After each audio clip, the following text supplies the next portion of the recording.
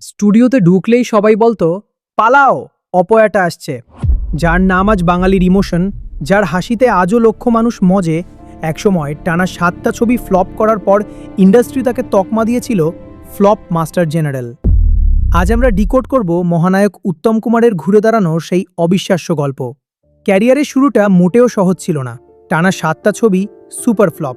প্রযোজক পরিচালকরা তাকে দেখলেই মুখ ফিরিয়ে নিতেন।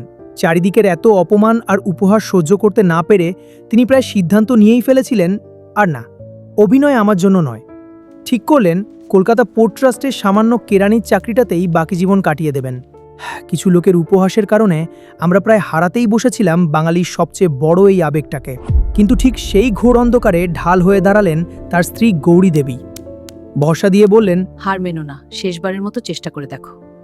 আর এই জেদটাই পাল্টে দিল বাংলা সিনেমার ইতিহাস। 1952 সালে মুক্তি পেল বসু পরিবার, যা তাকে দিল ঘুরে দাঁড়ানোর প্রথম অক্সিজেন।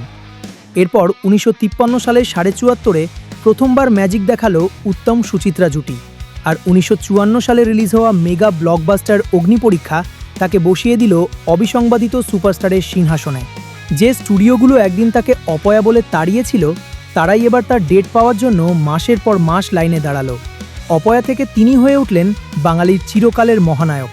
মহানায়কের কোন সিনেমাটি আপনার সবচেয়ে প্রিয় কমেন্টে লিখে যান।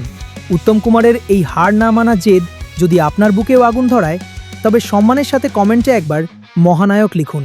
আর ইতিহাস এবং জিওপলিটিক্সের এমন সব অজানা গল্প নিখুঁত তথ্যের সাথে ডিকোড করতে সুমন ডিকোডসকে এখনই ফলো এবং সাবস্ক্রাইব করুন।